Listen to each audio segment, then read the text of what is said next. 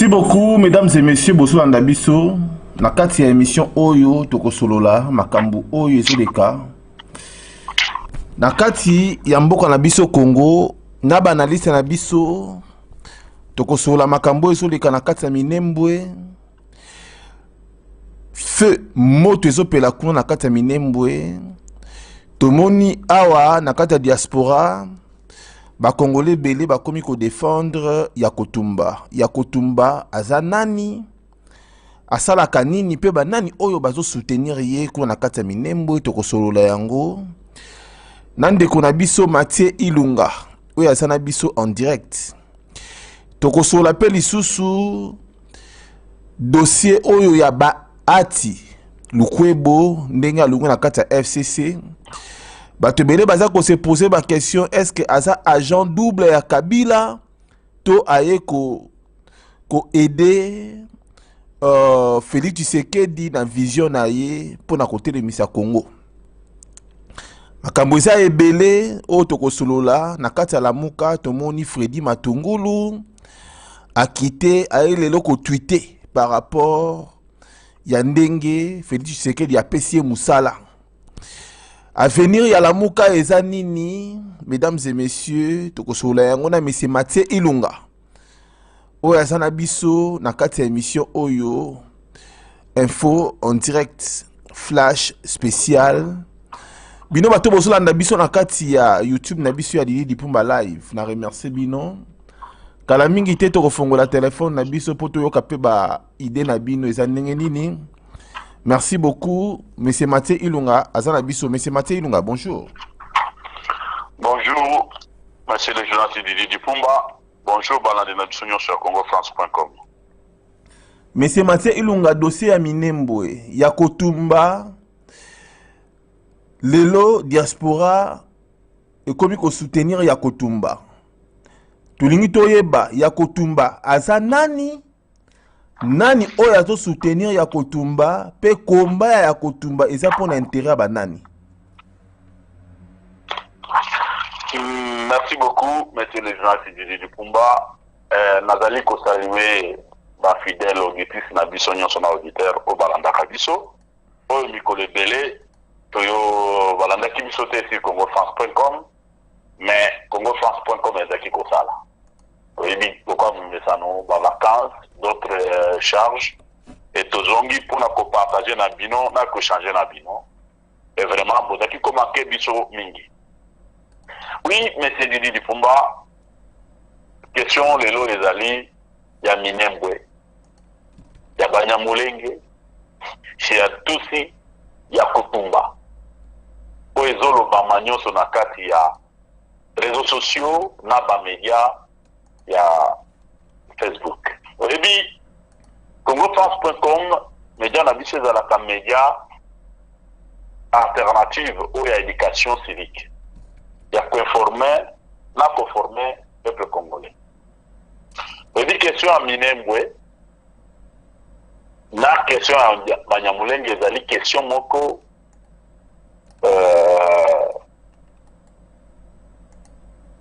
pas compliqué. Mais oh, le peuple congolais va l'ingé compliqué. Parce que, soi-disant, homme politique, soi-disant,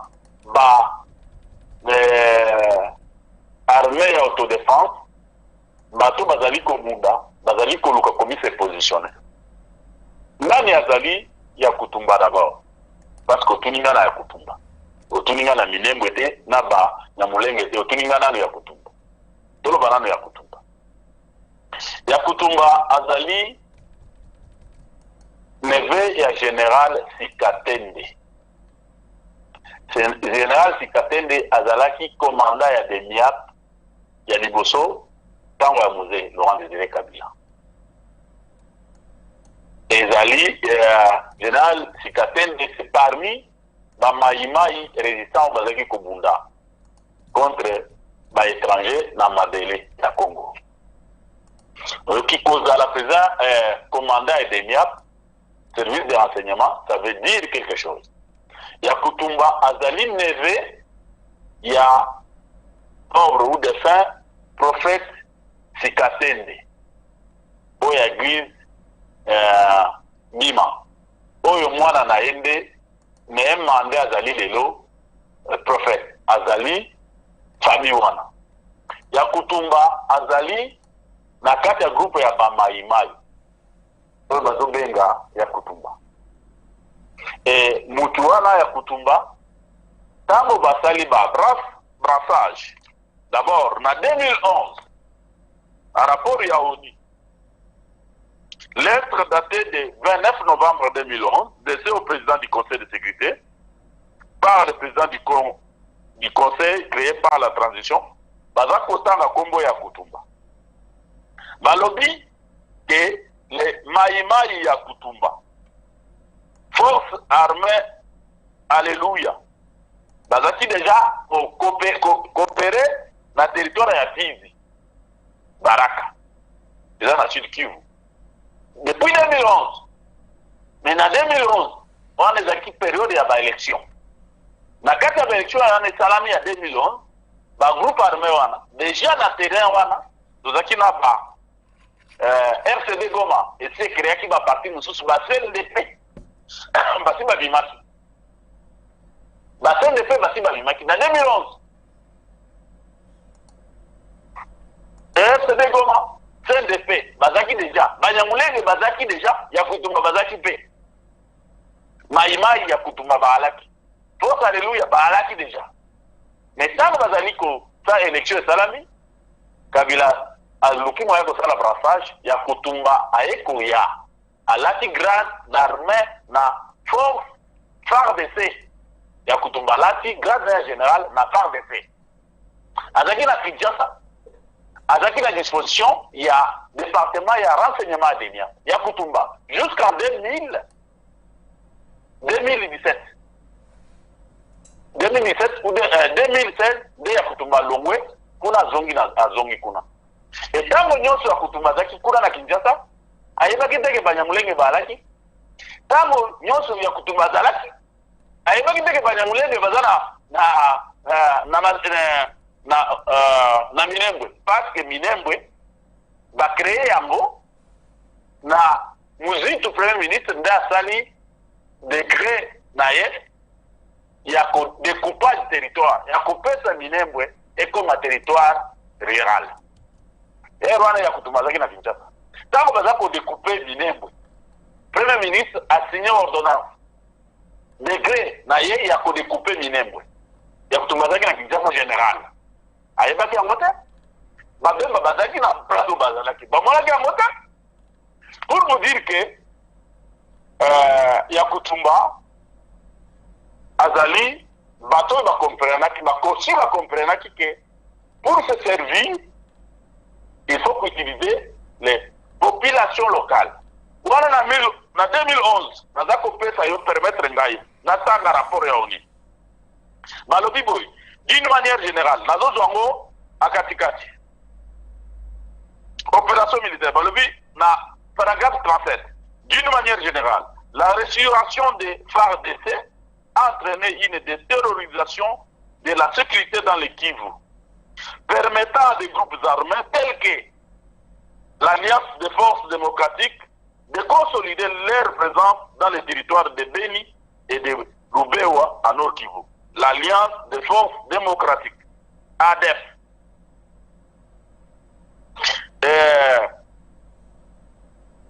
Et au Maïmaï, Yakutumba, force alléluia, d'attendre les opérations dans les territoires de Fizi, Sud Kivu.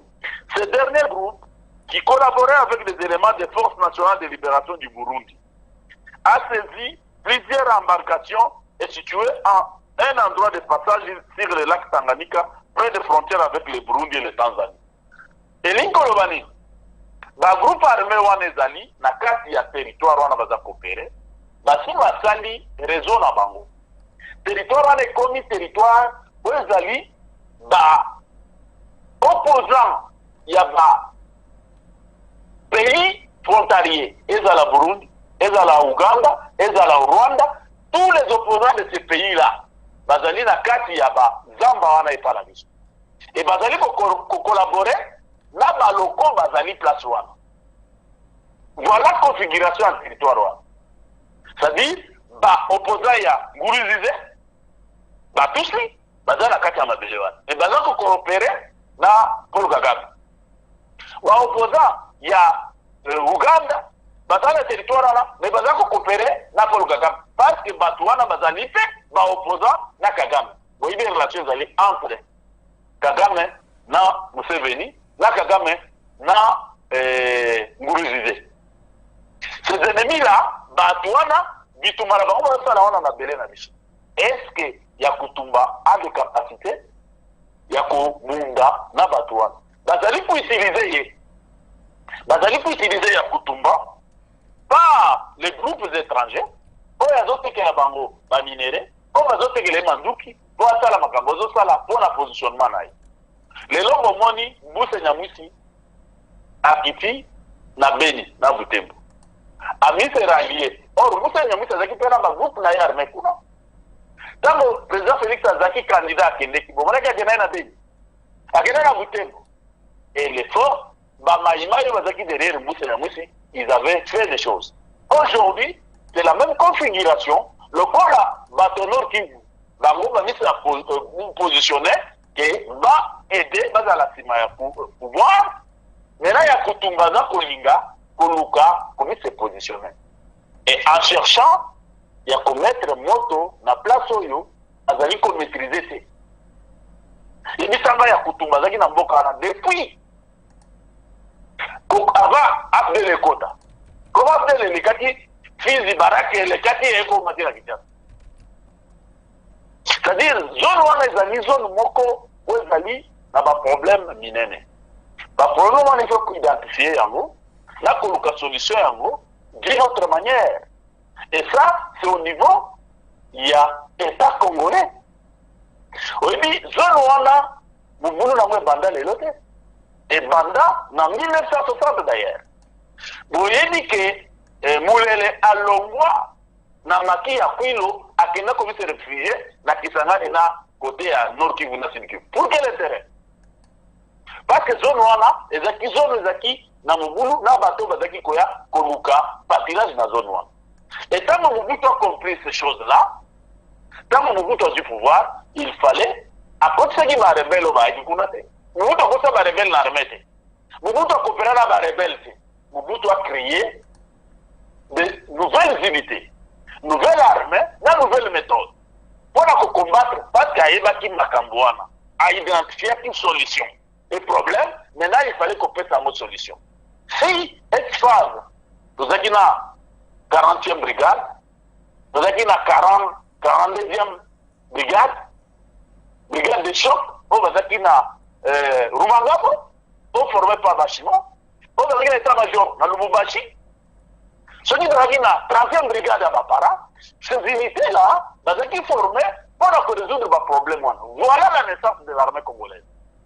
Et tant que nous formons une unité, on n'a pas la mission, et Makamouane est là. Mais le problème politique est là. Si ce PGL a été créé, parce que les Rwandais, les Hutus na pouvoir, parce qu'il y a un problème, les Verts, les Tutsis, parce qu'il y a une belle. Il fallait que quand ça va couper, ça va mettre place à rouler, ça va le qu'on a. C'est pourquoi on va créer ce PGL, les acquis, les libres entrées et échanges. Voilà le problème. Et ce problème-là, il faut des solutions politiques. Et ce niveau politique est constant au niveau de l'État congolais, pas un individu comme Yakutumba, qui n'a rien à faire. Si Yakutumba était militaire défenseur des intérêts des peuples locaux, il fallait qu'il, à cause de la casse armée, on a logistique ezali, ba moyen ezali, on a émis terrain, on a émis sabango que non, pour le problème n'est pas la mission ici là, il faut tout ça là-bas, tout ça là-bas. Jamais à qui décoder ça, compagnie sa moto. La grande place de moto kokela, on a besoin de maîtriser ça. Là, bateau va dans poto, on va dans le Kutumba. Mais vous savez, j'avais parlé de ces questions-là. Vous avez dit là, Barakuda, dans banane, dans banane. Aujourd'hui, ils sont où? Bateau à poto, vous allez bateau yo, vous allez Kocha Makelele à je ne sais pas combien de kilomètres, mais pas sur bateau, moi, sur le terrain, vous voyez bien côté. Le problème se passe dans le terrain, vous voyez bien côté, mais bateau à poto, vous allez côté de ma Ils ne connaissent même pas la configuration de ce territoire-là. Bah, évitez qu'est-ce qui compose ce territoire-là, qui profite de ce territoire-là, qui sont les infiltrés, de l'autre côté. Et ça, on va dire le Kutumba, za kopelisa moto, oya yedi même paix, et cause qui ça y est. Parce qu'il y a Kutumba, na etane libino. Pourquoi on a to perdre beaucoup de bateaux? Nicolas y a bateau, toujours. Les mêmes gens, on a perdu beaucoup de gens très importants. To perdre Major Mbumba, de 35 brigades. On a confié. Et bien, il faut vous mêler la situation. Pour la Makamwana, il y a Fizina Baraka. Il faut vous Major Mbumba, na Kinshasa, na Bitumba, de 2 août. Vous voyez les choses. Donc, perdre la carte de Bitumba, il y a problème. Maman, nous, dans la coupe, il y a problème. Vous avez un problème. Il faut qu'on identifie problème, qu'on identifie la terre, mais qu'on mette le bango hors état de nuit. Il y a Kutumba Bazali, élément à mettre hors état de nuit. D'une manière ou d'une autre.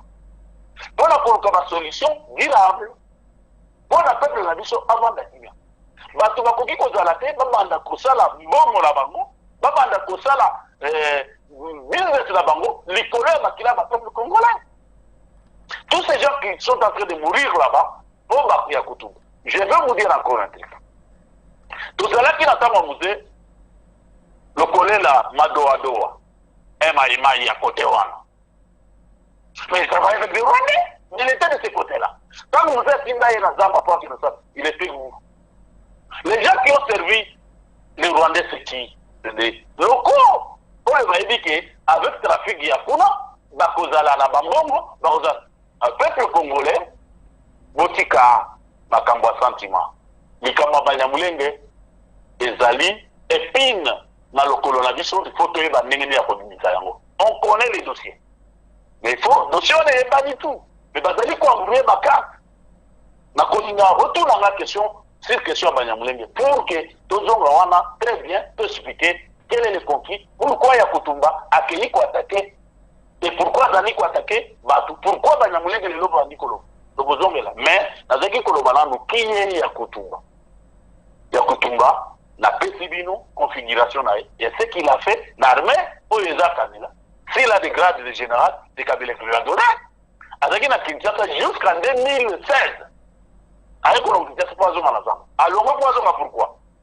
Parce que ça, on dit que le mouvement, il y a pour ça les autres salama, Babandi comme ils sont positionnés. Abandé qui manœuvre, qu'on a Abanda Kala. Ceux qui manœuvrent, on a Natango Batouazaki quoi qu'il est Kabila. Pourquoi Natango là, il y a Kutumba, il n'a pas fait quelque chose. Quand on Batouazaki a qu'il est Kabila, que tout bien à la Kabila pas Mandou. Pourquoi il y a Kutumba n'a pas fait des choses? On sait de quoi on parle. Ils nous ont appelé. C'est tout ça dans notre émission. Voilà, Ezali distraction, Ezali commettre moto pour la coloca commis se positionner. Pour la coloca, on peut savoir tout le monde. Les mêmes Banyamulenge, Bazo Alidissou, dans le Loana, pour ma quota, dans l'institution de Lingi, Ezala solide à la peuple congolais. Voilà ce que je peux dire, M. Didi Dipombo. Ok. Mais c'est Mathieu Lunga, avant de compter dans le dossier à Banyamulenge, Tolingi, tout ça va précision, surtout vraiment, parce que les Congolais, ils ont besoin d'informations. Tout ce monde a un poto, il y a Kotumba Linga libéré Congo, il y a Kotumba Lelo, il y a Bundisa, Minembwe, Rwandais, Bazana Minembwe, Lelo Félix Tshisekedi da Tindi Batu, Bakote là, de Rwandais, des trucs comme ça. Tu en as besoin surtout qu'il y a un dossier. Molo poto yeba penda, qu'est-ce qui se passe au juste? Tu es yeba Yakotumba asa congolais.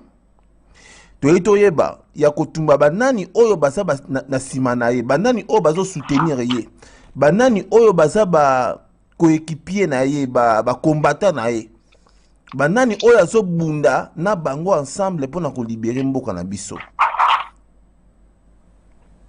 Bon, merci beaucoup. M. Didi Dupumba. Oui, côté Afidi, Nabaraka, depuis des années, depuis 1960, ou depuis 1959, tant qu'on a été installé par étrangers, na bamabele wana nyonso et bato wana insécurité ekotaki. Ce que je dis aujourd'hui o comprendre nazoloba yango na mutu na ngai te nalingi natangela yo quelque chose pour permettre ngai awa liboso na ngai nazali na rapport ya ONU ya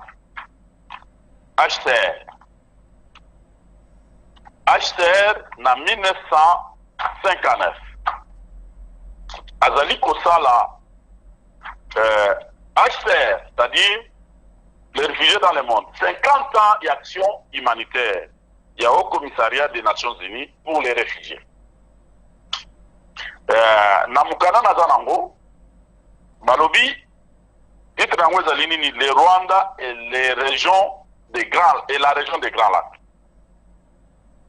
Et la kota de l'homme Cambonion sauté. Nalingi, n'attend de l'homme pour comprendre, pour permettre un balandinabiso. Le déplacement des populations qui a eu lieu dans les régions des Grands Lacs au cours des années 1960 et le rôle du HCR à l'époque sont particulièrement significatifs au vu de la crise à venir. 30 ans plus tard, l'indépendance de la colonie belge du Congo en 1960, celle du territoire sous tutelle belge du Rwanda-Burundi, qui deviendront les États du Rwanda et du Burundi, 2 ans plus tard, se font dans le sang et déclenchant une crise internationale dans les années 60, comme dans les années 90. Le Rwanda est l'épicentre d'une violence politique. Malingida Isayo Awande et si que les Alibiens Yangoul. Balobi Boy. Les années 50, les autorités belges transfèrent brutalement leur soutien historique de la minorité Tutsi à la majorité Hutu. Ce qui se traduit par les émeutes en novembre 1959 et la chute de la monarchie Tutsi. En janvier 1961, un coup d'État soutenu par la Belge proclame une république véritablement Hutu.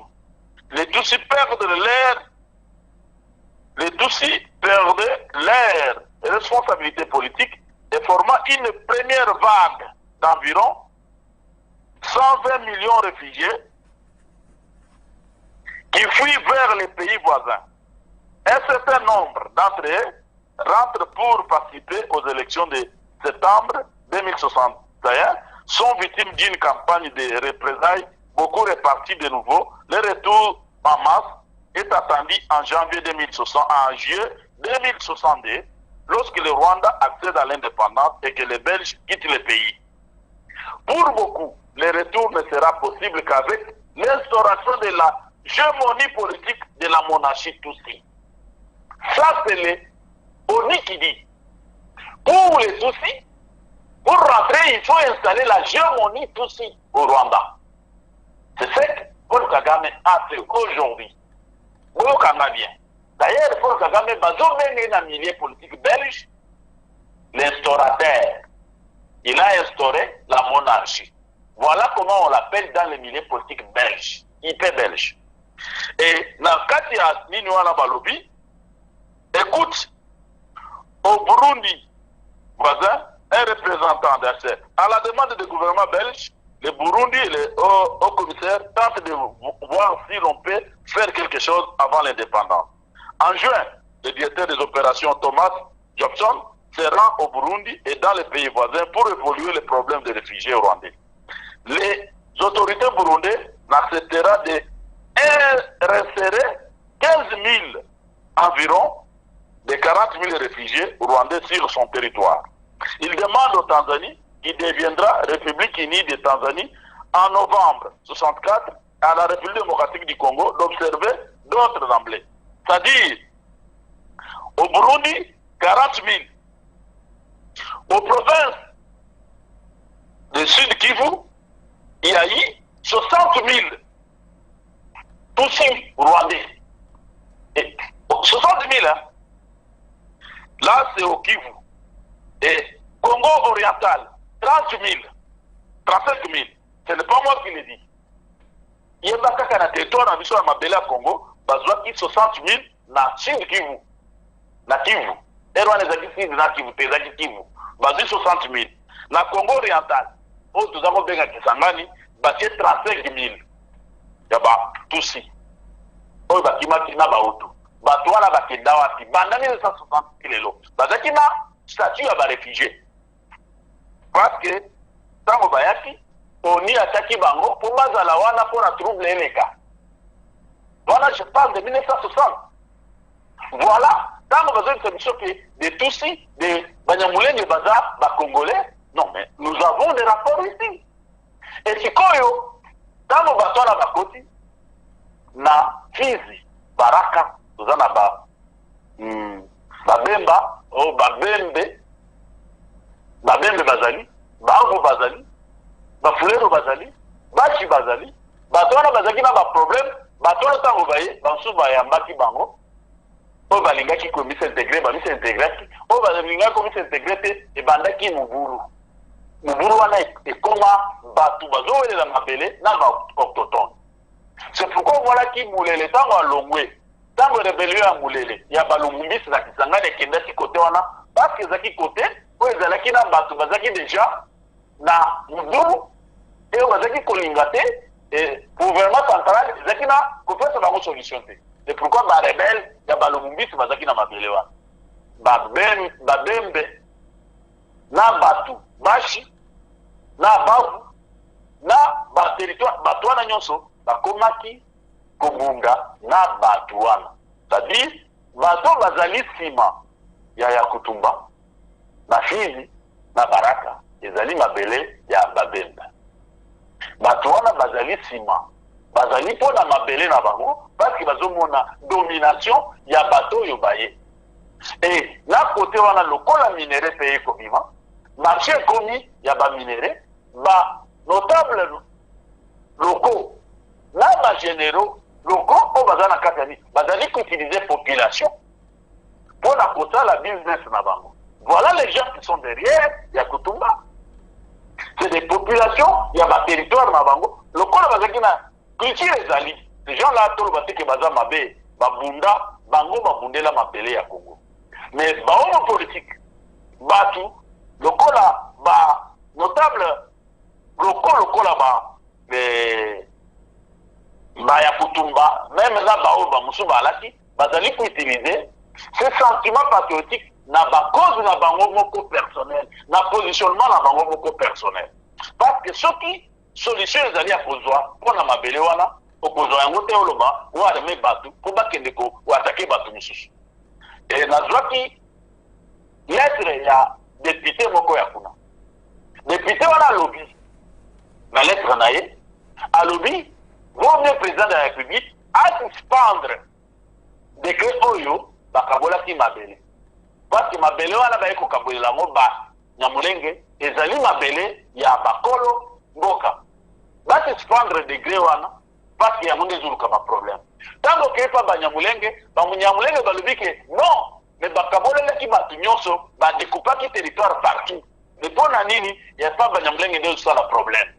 Vous voyez le problème ndenge ezali olia kokende koatake bango il faut tokende koatake des problèmes na kati ya droit na kati ya constitution na kati ya règle ya mboka olia kokende koatake bato parce que ntango bokoatake bato bobobi bango mpe bakolinga babi se défendre tokosuka place nini. Ce n'est pas comme ça oyo tokoki korésoudre des problèmes. Problème ya baétranger likambo ekoregle yango ezali loi na administration ya mboka na biso.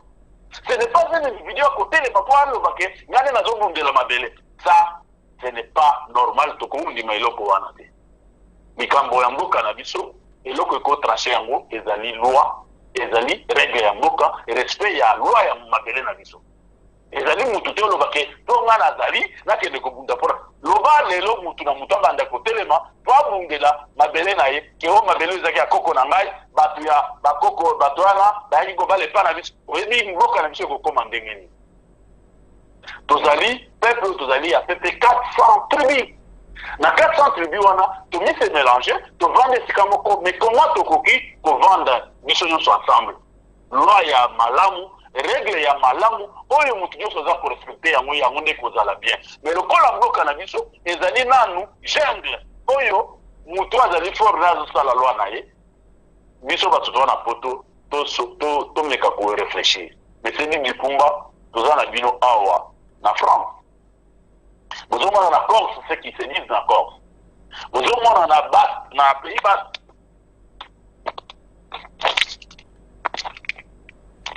Ok. Na Pays Basque, bozomona na Pays Basque ce qui se disent. Et le loba que chaque région va nous loba que ngai boy. Non. Pourquoi toujours vivre le coup la bateau tozaki na 1960. Aujourd'hui tout le cas moyenne boka na biso comme l'administration à Malonga. Et comme on a loi à Malonga, et comme on a règle respectée par tout le monde, beaucoup on a makamon et possible. Les autres temps ya kotumba kotelema. Mutusu sur la bâche à télé. Na Kasai mutuka le binga nazo défendre comme une entente. Oyeko kene na bandu on nazo défendre boy. Oyeko kene na Nord Kivu on nazo défendre. Oyeko kene na Équateur finalement. OK na Katanga to Katanga. Mais peuple congolais. Mais c'est lui Kumba pour na répondre yo. Ya Kutumba azali kosala trafic lelo tango toujours banayawa azali na collaboration naba opposant ya Uganda ya Burundi oyo bazali na kati ya mabele wana oyo bazali kotekele manduki akazike bazotekele manduki or azali quantifier masolo azali na ba opposant ya Rwanda oyo azali ko collaborer na bango ya kanisi kazo de la Congo mais azali ko mituba azali na mbeli na kati ya gorge naye azali na opposant ya Uganda o bazali kati ya Terewana akandike baza coopérer. Ce n'est pas comme ça qu'on peut faire les choses. Qu'on utiliser ce peuple local pour asseoir posa na yo so asseoir général avec l'armée de l'autre président Sikali à ça la démarche comme on a président Sika en solo que voilà makamodule que pas na biso ezali boye solution est cause à la boye président akoyoka ye président akoyoka ye président akoloba voilà si c'est comme ça que takotumba ngomisa mutune na place. Voilà monsieur Didi Kumba. Ok. Alors ceux qui doivent comprendre bien dossier à Yakotumba ou avant aussi lycée yango tous les kango to poto côté un dossier mususu. C'est que Yakotumba asani congolais mais Yakotumba asa trafiquant selon ba dire nayo n'en expliquer biso que Yakotumba asa soutenu na ba Ougandais, na ba Burundais, na ba Rwandais oyo misusu basa ba opposant ya ba chef d'état ou ya ba pays wana si je comprends bien monsieur Mathieu Lunga. Oui, c'est ça. Oyo na uti kolobela yo et le bami même na kati rapport ya uni que maïma ya Kutumba force alléluia bazaki na opération na territoire Fizi na Sud Kivu bazali c'est un groupe collabore avec les éléments des forces nationales de libération du Burundi. Ils ont saisi beaucoup d'embarcations. Ils ont battu. Ils allaient à rapport ya oni mutezolo bayango. Et je confirme yango parce que place wana pona ya Kutumba a coopéré azwa manduki akozongo watu akozongo na Burundi ou bien na Tanzanie. Et pour azwa na Tanzanie il faut nini ateka mineral za nango pour biloko wana ekota. Et yo azwa na Rwanda pour ekota parce que place wana ya Kutumba azali na contact na mbokani. Sur le plan opérationnel, il a le contact de quel pays? Il dit Samari, Biloko, Bahar Mazanango, écoute à place. Bahar Mazanango, écoute à Burundi, ou à Ouganda, ou à Tanzanie, ou bien à Ouganda. Ou Bahar Mazanango, il faut, Azoyango et pas Baninga, ou Bazana Kati Armée, Congolais, ou Bazote Kelaï. Voilà ce qui se passe là. Ok. Mais c'est Mathieu Binatu Nayo Makamwa Banyamulenge. En gros, Banyamulenge, Baza Banani.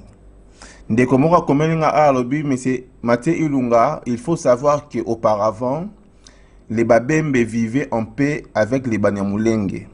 Mais leur conflit est provoqué par Kagame et leur fils Kanambe, qui veulent faire ces territoires leur république.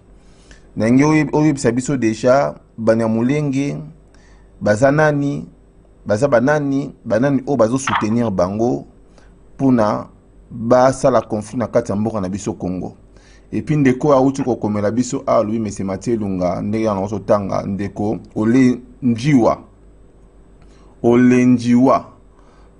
ko répondre ndenge nini mais c'est Mathieu Lunga na ndeko auti ko koloba nazali awa na rapport et action il y a assez à 50 ans na utai kotanga yango to uti koloba awa ke na Congo mboka na biso to ana tribi Banyamulenge te et to ana Batusi na Congo te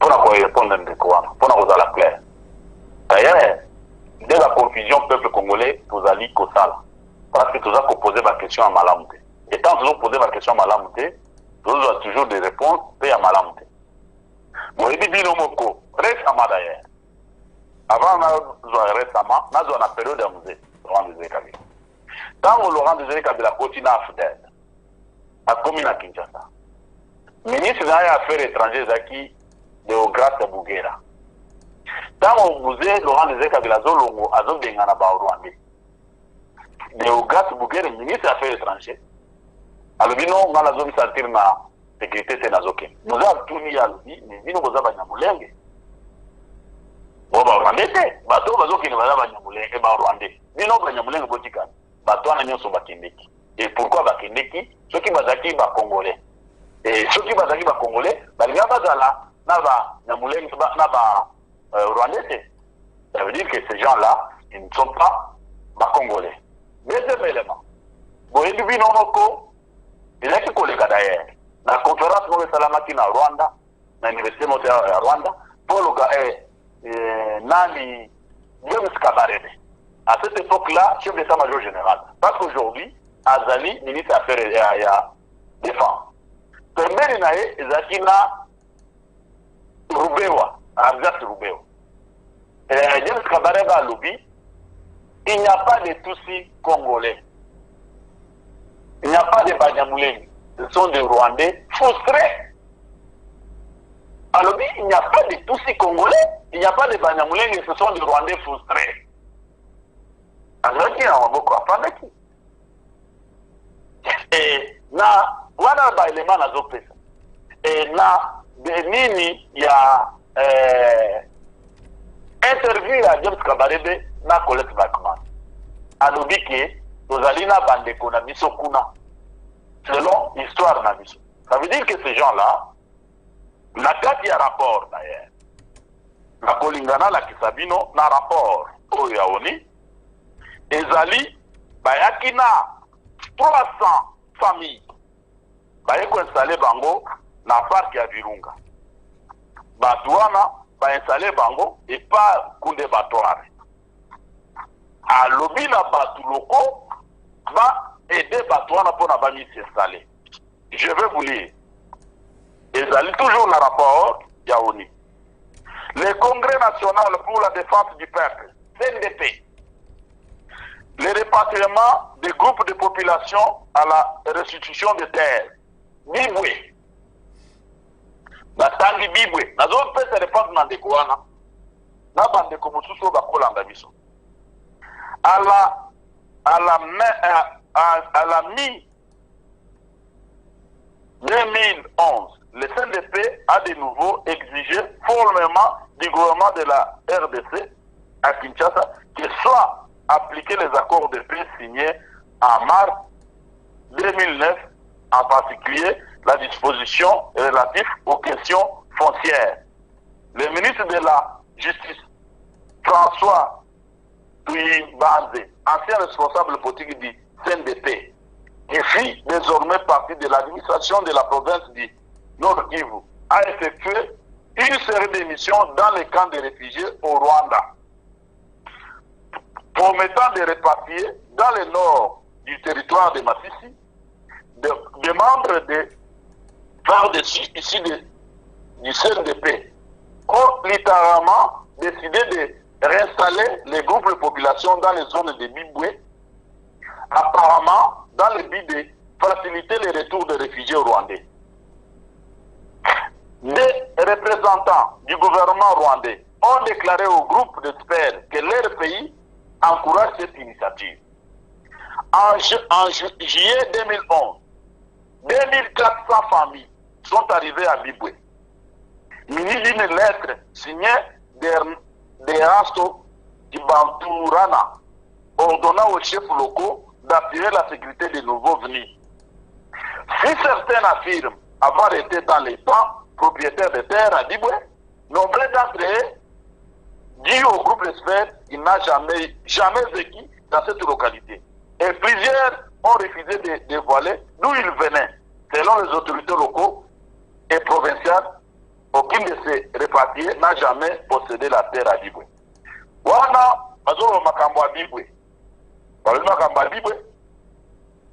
Balobi makambo ya Kande Pati, Nyange, Kivuye, Kisto, Kande Pita, Abrité. Batangi maka ebele, on a kotanga la binote. C'est-à-dire, batu oyo, bazali batu, bazaki na camp ya réfugié na Rwanda. Yebisa ngai batu bakendeki na camp, bakongole nini bakendeki na camp ya réfugié na Rwanda. À quel moment, à quelle période, si quelle circonstance bakongole balongaki bon bakende na réfugié na Rwanda. D'une part. Et oyebi prochainement la compète a une photo. Ebele. Il y a général Jonas. Général wana wazaki ancien commandant ya base kitona. Na mission ya kokende koluka ba Rwanda na Burundi, na Uganda, na Rwanda, po bazongisa bango na Minembwe. Minembwe wana ezaki place Docteur Mukwege. Hôpital général na ezaki na Minembwe. S'il peut encore le dire, parce qu'il a la liberté de le dire. Azaki na Minembwe avant Bitumbe Salama. Tango Bitumbe Salama akima kena Tanzanie, baye ba mindele ba yise ke alonga na hôpital na yewana bakende kotonga hôpital ya Panzi. Kwati ka Minembwe baya kozwa batu bacha bango. Bweni ke bato oyo ba utaki ba Rwanda ba bengana ki bango na Tanzanie. Na période na gouvernement ya Kabila. Mais écoute azaki olobake bato na Croix Rouge. Ba bengana bango na Tanzanie baye ko installer bango na Minembwe na ba mboka wana nyoso na ba plateau wana nyoso. Mais Banyamulenge, on n'a pas les crédits Banyamulenge. Ces gens-là, ceux qui basent na Sud Kivu, ba bengi bango Banyamulenge. Ceux qui basent na Nord Kivu et na Nord Kivu, ba bengi bango Baema, ou ba Lendu, ou c'est les mêmes gens. Les longs na territoire wana, tout ça na ba documents, pour bazali mettre en place les royaumes de Misha. Le royaume de Misha. Basali yango, basali la constitution. Ezali kotambola na miye na bango nyonso. Lelo soki ndeko ya Rubewa ayawa na pokoma chef coutumier. Les questions de regroupement, bazokata. Le regroupement il faut dans la chef coutumier. Le regroupement ezali kosangisa batu ba créer place moko boyo o basangisi batu ya ba attribuer ebele basangani po basala ina entité administrative babenyango regroupement. Bino bosi bomona regroupement comme la chef coutumier. Chef coutumier ezali pouvoir traditionnel. Ezali na lien ezokita hiérarchiquement. Ezali na histoire nango. Chef coutumier cause na kati ya groupement te aucun groupement na ba boka na biso na ba région na biso na ba peuple nyonso congolais aucun groupement ezala na chef coutumier. La chef coutumier bazali batu oyo bazobenga bango coutumier. Pourquoi? Parce que ezali pouvoir traditionnel. Mais les groupements banda histoire ya groupement oyo ba mindele ba ekocha ba belge bacha na mboka na biso bayina batu koto basangisi bango ba créer groupement. Et le groupement c'est une entité administrative. Cette entité administrative ezali chef à l'État. C'est l'État qui peut nommer un administrateur et un groupement, mais jamais un chef coutumier. Banyamulenge, et na document oyo ngana keko kota nango. Memorandum oyo Banyamulenge basali na conférence de paix na ya Kivu. Balobi makambo ebele batangi na batebele. Et là-dedans, il ne parle pas de Banyamulenge, il parle de Tutsi. Nous les Tutsi, nous C'est-à-dire, quand les Camerounais se disent balobi banyamulenge, quand ils ont un intérêt sous pour la possibilité balobi en Batousi. Parce que les Tutsis, ils sont global. Et tant que les Camerounais sont Batousi, les lois sont commis, bazolo bayango, négationniste, ou est commis ce qui génocide est commis, le col est comme un génocide, signé par ONU. C'est-à-dire, ce qu'on a attaqué Yango est commis négationniste. Même comme les photos Yango, ces gens-là, ce sont les bras armés de Paul Kagame, au service de Kagame. Ce sont les zones de peuplation, où ils vont créer colonies de peuplation des peuples rwandais, ou burundais, ou ougandais. Moi, je me rappelle, en 2009, quand le président français Nicolas Sarkozy, alors dans le discours, il y a Kokabola Mabele, il y a Congo Naba Rwandais, Kokabola Richesse, il y a Congo Naba Rwandais, je l'avais fait une lettre recommandée.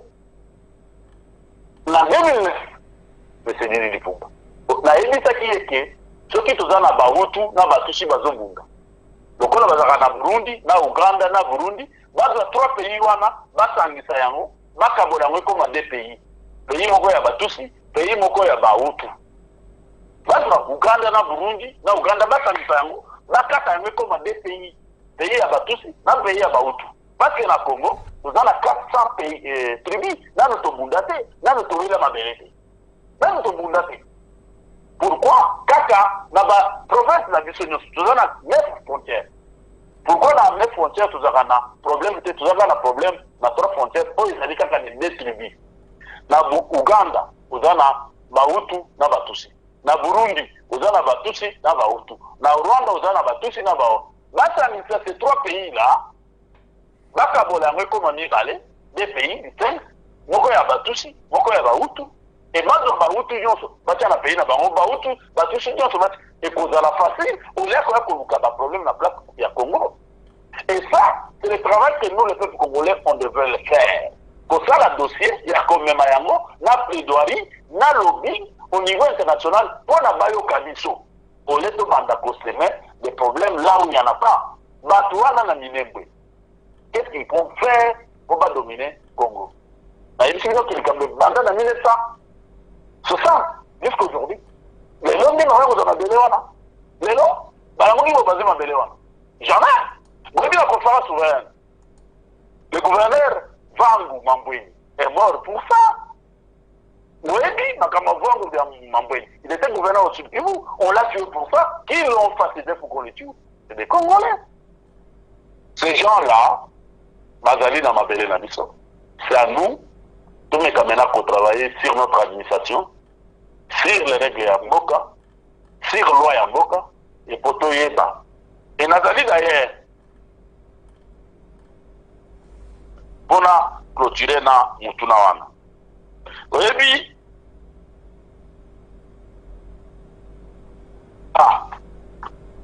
Mukanda ya Papa Nabiso, Honoré Ngwanda.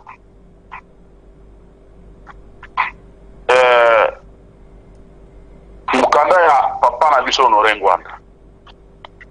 Na kati ya mikanda oyo akomi atie na ba lettre oyo ekomamaki revendication ezali mukanda oyo ekomamaki na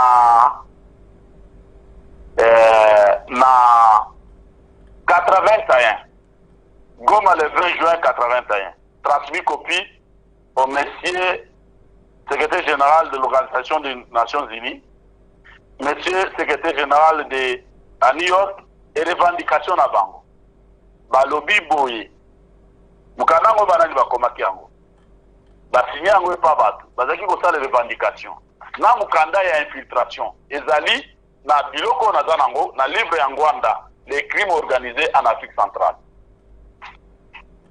Et mikanda ya Banyamulenge. O bazaki kokoma ba Rwandais bazali kokoma pona ko infiltrer biso. Balobi na ba chef de la localité, ba membre du comité central, ba faciliter infiltration ya Bahutu na Batusi.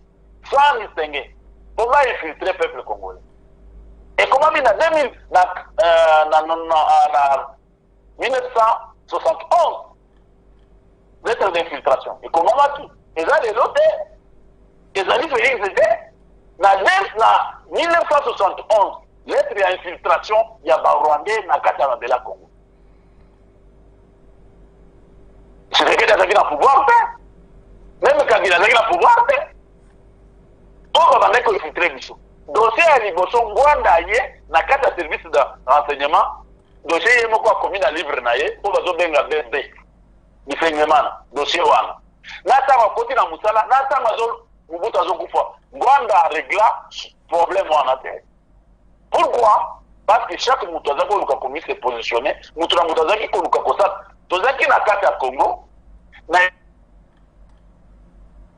ya Bangome tozaki olia ezaki koya na domaine de Katala. Na Kivu ya Rwandais. Mabele o ezaki kuna oyo ba plantation ba Belge bakabola bato ya MPR bato yango bakabola na bato ya ba Rwandais. Voilà la ekocha moto na likambo oyo toyebi ke soki moto ekomi makasi toko résoudre en moté. Donc résoudre le problème d'une autre manière avec l'intelligence et le pragmatisme politique. Situation wana ya ba Rwandais na mamboka na miso. Ba edi ke basi ba échoué, ba edi ke baza ko échoué, ba edi ke ba ko échoué bango tout. Et ça la maki, place la maki ya munene échoué ki nango. Maintenant il faut toquer de nango na malamu ya ko résoudre yango. Voilà ce que je peux dire monsieur Didi Dipumba. OK. Monsieur Mathieu Lunga, vraiment tout de suite temps mingi na dossier ya ba makamwa ba Banyamulenge, ma dossier oyo parce que ça fait important. Bandeko bazolanda biso ba comprendre que mboka na biso soki ba Rwandais ba se complotaki pona bazo comploter pona ko so mboka na biso Congo, ça fait longtemps depuis 1960. Tile bazoluka toujours ko récupérer ko zo eteni ya mboka na biso Congo. Tozalaki na époque ya Kabila kokite na ndimite ke na époque ya Tshisekedi nde bato wana barozwa parti ndenge bato bazoloba o Tshisekedi ateki mboka azo protéger ba Rwandais na kati ya tout ya Minembwe.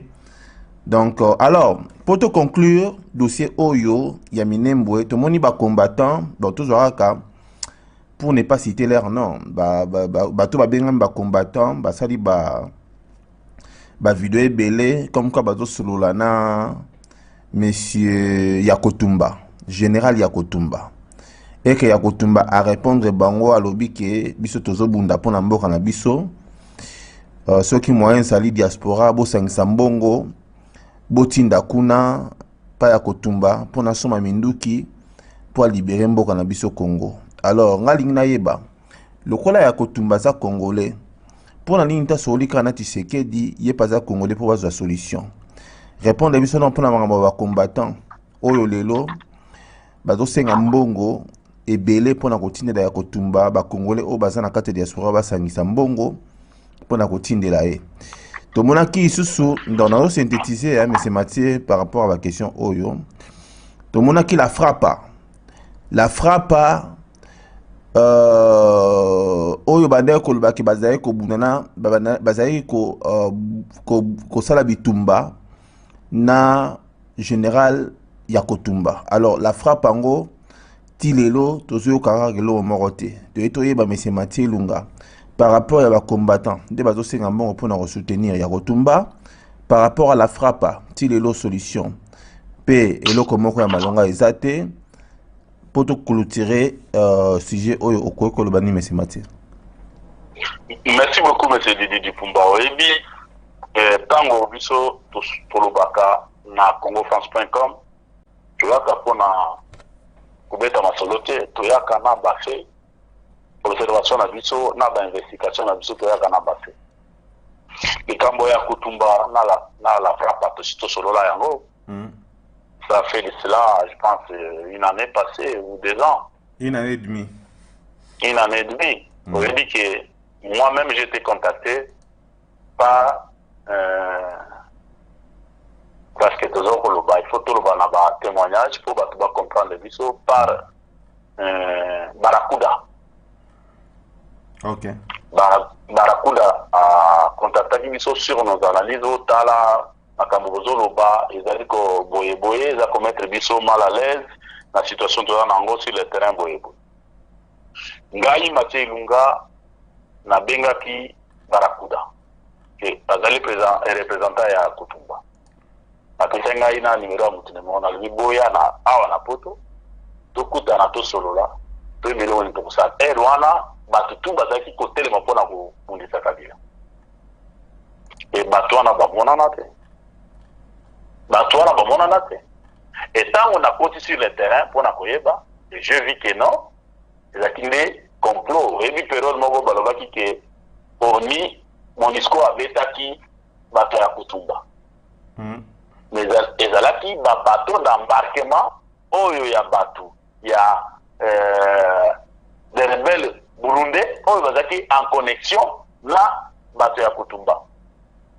Voilà les bateaux oyo babetaki babato babetaki pa MONUSCO. Ça veut dire qu'ils ont un trafic. Maintenant ba combattant oyo bazoloba c'est ba combattant ni ba combattant bazoloba oyo bazoloba na poto ngai Mathieu Ilunga j'ai eu le temps ya komona ba oyo nyonso bazoloba combattant ya kofanisa bango tosolola mpe biloko tokosala na 2016 d'ailleurs 2015-2016 on ayebisaki bango ke tovanda tosolola po tobenga baopposant toyeba ndeni ya kofanda topesa bango kaye de charge na biso. Et ces combattants là ils se sont divisés mutu na position na ye nsima mutu na mutu. On a fait des réunions à Strasbourg, on a fait des réunions en Allemagne, on a fait des réunions à Paris, on a fait des réunions à Lyon. On a commis s'organiser pour tous voir bateau bazar opposant peu millions de ça. Mais ces gens qui chantent aujourd'hui, ils disent ça mal, ils ont aussi un bongo pour la bakende ko bunda. Bazo bunda contre qui aujourd'hui? Mais tout le monde a vu ces amis Kabila kende. Kabila est parti. Le roi Kabila Zate, maintenant, il y a ma force, c'est même le président Azaliwana, de proposer qu'est-ce que nous voulons. Mais Matouana, Balimbi Sangai, ce sont des rêveurs. Tant qu'on va rêver, on va continuer à rêver. Tous ces gens-là, je dis bien j'affirme, des combattants, Bazana et Kutumba.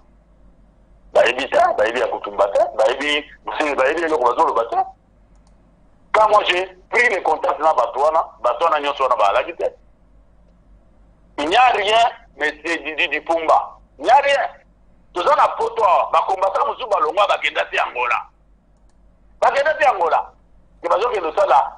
Angola. On a été informés. Tout l'année là qui aujourd'hui ils sont morts. Et ça que je dis, je le dis avec force. Il y a celui qui veut me contredire, qui me contredit. Récemment, parce que en Angola, auto que en Angola, on a dit Bazawat. Oyebi, ba ndeko na biso na poto, tomeka kozala na culture ya co-proposer. Lito tosalaki ezaki lite ya kotelisa peuple batelemi bafongoli matoi, maintenant il faut te proposer. Qu'est-ce que nous proposons? Totika la kaka ya koloba ke non, il fallait qu'il ngade na zalawana. Non. Il fallait qu'il ait la zalawana. S'il n'est pas capable de permettre au Bazaliwana de proposer bango d'autres choses. Solution, il y a Makambo Tozana, Tozomona. Si on te dit qu'il est invité, on a dit que tu proposes qui dit non. Tu as dit que tu le bel bino. Tu présentes bino boy. Tu présentes bino boy. Vous limitez. Où vous allez à monter? Vous allez à l'échec. Essayons un peu comme ça. Travaillons comme ça dans ce sens-là. Et découvrez-vous. Vous avez la proposition, il y a Kotongo Lamboka. Vous avez la proposition, il y a Kobongi Samboka. Vous avez la proposition, il y a ma solution, émergence Samboka. Ce que vous voyez que Bazou a monté, après vous avez le voilà. Toyaki, Totongamboka. Toyé te proposer, Yango. Tout ça là qui bouille. Il fallait que Banana nous Kotonga. Ensemble, tu bandit quelque part. Tu sololi. Tu le bimino de Boza, pour gouverner. Alors, Toyokana. Comment Bogosala Moussala, Bogosala Boye, voilà nos propositions. Bayo, Bandi Mayango. Ce qui va faire la montée, Neto Yakobanda, ça l'interpellation parce que nous avons proposé, parce que nous avons présenté des projets, nous avons présenté des choses. Donc on a bandimi que ça la montée, tout ça peut interpeller. Maintenant vous n'avez pas proposé, vous n'avez pas discuté, vous n'avez rien donné, vous êtes en train de contester, vous contestez quoi? Contester parce que vous avez des opposants. Ils ne sont pas des opposants, ce sont des contestataires. Vous allez contester, mais vous allez contester quoi? Voilà ce que je peux dire de ce Didi du Kumba. Et combattant, les gens sont comme ils ont n'a fallu, il ne faut pas. Tant qu'on a maté dans la voie, ok, non? Musique Mayoki, Bandimeli Bino, les Bobenga Bango, Bovana Bango. Vous voyez, dit ça, ok, non? Le colon Mondimi. Comment maintenant tu peux ça la musique est bien? Moi, mon ami, non, les autres côtés, qui peut aider le peuple. Oh, mais les lois sont là. La musique va bêta, la concurrence va bêta. Musique, beaucoup de sa musique, peuple n'est pas dans la musique.